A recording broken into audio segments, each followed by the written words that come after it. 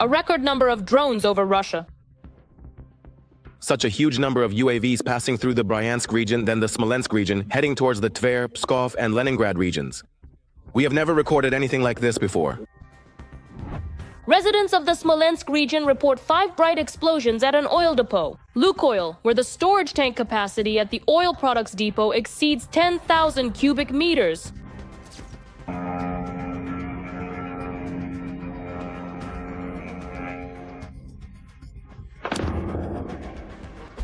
The mayor of Moscow even reports that 9 drones were shot down in the Moscow region as they were flying toward the capital itself. Meanwhile, in the Luhansk region, an ammunition depot was attacked where powerful detonations continued for a long time.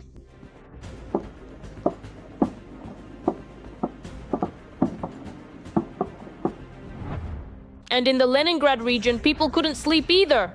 The drone friends made it there as well, which, by the way, even caused the airport in St. Petersburg to temporarily suspend operations. I don't get it. What are we supposed to catch up to? Everything started whistling. But residents of the Leningrad region couldn't sleep for a long time since the attacks there lasted until morning. I just wanted to film a video, but where the hell is this shit happening? There they are, Fog. The bastards are flying. Of course, Ukrainian mass attacks on Russia can't be compared to Russian attacks on Ukrainian cities. But answering journalists' questions, the president of Ukraine explained why Patriot is not the best option against UAVs. Today, the United States produces 50 to 60 such missiles per month, being the world's main manufacturer. That's how many missiles we have per month, while we are hit every day by 500 to 800 Shaheds. And it's clear that Patriots aren't meant for drones.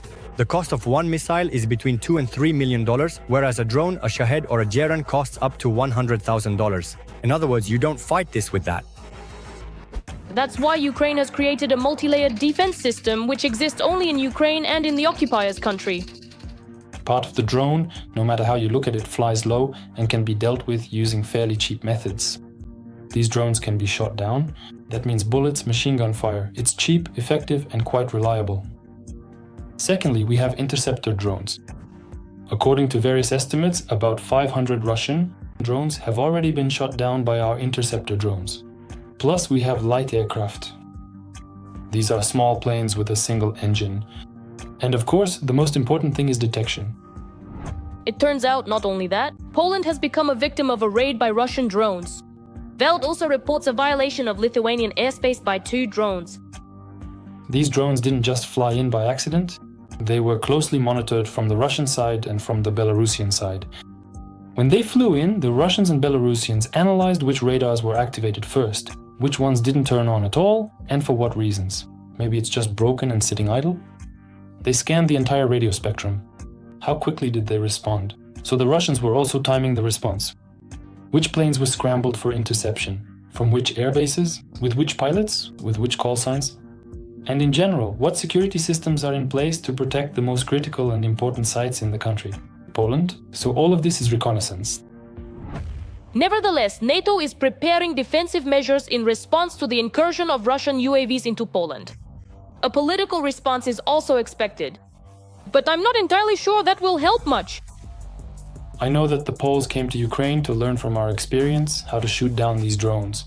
Not to immediately scramble aircraft and fire a $1.5 million missile to take it down again. This plush drone made out of cardboard. First, we'll share with the Poles, then they'll tell their own people, build their own system, and then following their example, Lithuania, Latvia, Estonia, and Germany will do exactly the same. I think these are the kinds of measures. And for now, what they can do is allocate more money for some radar installations, some sensors. At a technology exhibition in London, an armored vehicle with a self-propelled mortar was spotted. But what's interesting is that it has the flags of 3 countries on it, and one of them is the flag of Ukraine. But could this mean there's a possibility of this equipment being supplied to Ukrainian defense? Or not? Maybe part of this armored vehicle was manufactured in Ukraine? It's possible. And that's why they painted 3 flags. Nevertheless, there is information that the Germans have classified the list of their new military aid to Ukraine. It is possible that the supply of equipment is indeed under discussion, but the list itself remains undisclosed. Every voice matters. Join our community, support independent journalism and help us bring you the truth from Ukraine. Become a member of Ukraine Today. Join us now. US President Trump stated that Russian drones may have entered Polish territory by mistake. In response, Polish Foreign Minister Sikorski stated that Putin has been taking advantage of Trump's kindness for too long and is literally mocking him. It could have been a mistake. But whatever the case may be, I am not satisfied with anything regarding this situation. I hope that this will end someday. This, of course, is a sign of weakness. Essentially, Sikorski commented to Poland that Putin is publicly humiliating Trump. And we can also state that this is yet another political slap in the face. I think that in Poland and in Europe, there is a steadily growing understanding that it is simply no longer worth relying on the United States of America.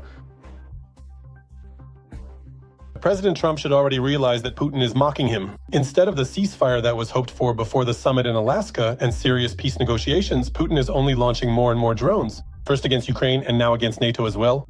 Therefore, I hope we will take a series of coordinated steps that will make Putin realize that his exotic project to restore the Russian Empire will not stand. Why should they have to fight now for Ukraine today and tomorrow for the Poles and the day after tomorrow for someone else from NATO? This is very often how people think in today's administration, let's say, most likely in Trump's as well. This is at least evident from the statements we hear from Trump. Poland will close its border with Belarus during joint military exercises with Russia. The Russian Foreign Ministry has already called to consider the consequences and to reconsider the decision. Supposedly, such actions will harm Poland's international partners and deal a blow to its business. If you simply close the right of people to cross the border, that's one thing. But if you start digging trenches and building pillboxes preparing to face Russian tanks, that's a completely different kind of border closure. The Poles are not preparing for this second type of closure. Perhaps somewhere it's a preventive measure. Perhaps again it's to reduce some kind of infiltration by agents during these exercises. So there are, let's say, a whole range of motivations for this, all related to national security. But to say that there's something more behind this, unfortunately, we just don't see it yet. US Secretary of State Rubio had a phone conversation with Hungarian Foreign Minister Szijjártó and assured him that Trump would not abandon his efforts to establish peace. We are not on the verge of a peace agreement. But I think there has been significant progress. Significant progress has already been made toward achieving this. President Trump will continue his efforts to end the war in Ukraine. Trump's special envoy Keith Kellogg met with President Zelensky in Kyiv. During the meeting, they discussed in detail the pressure on Russia and new opportunities in tariff and sanctions policy. I think he came specifically to discuss these 2 points. These are the security guarantees that are now being actively discussed by Europeans with the participation of the United States for Ukraine. And the second point, again, is this. The sanctions, which are now being actively prepared in Europe and efforts are being made to synchronize them with the Americans. And in the US, they have once again stated that it is time to declare Russia a state sponsor of terrorism. A bipartisan group of senators is insisting on this because of the abduction of Ukrainian children. It's hard to get on that list. Well, let me tell you, Russia deserves to be on that list. Today, we are going to introduce our bill. And we are going to make Russia what it is under US law, a terrorist. They are doing exactly what terrorists do. They rape, kill, and abduct. Will the White House administration go for this? Again, the answer is obvious. No, because he is proposing to do this for both Russia and Belarus. For some reason, this isn't being reported in our media. And considering that today it's cufflinks, tomorrow it's a terrorism sponsor, well, that's not how things work. Mr. President, please pay attention to the signature. The President of the United States very rarely signs with his first name. This is a special sign of friendship. Yes, interesting cufflinks with the image of the White House. But I'll try not to be in anyone's debt. But there's another nuance here. We see that the Senate has started to become more active after such a weak response from NATO and the United States to Russia's direct act of military aggression against Poland.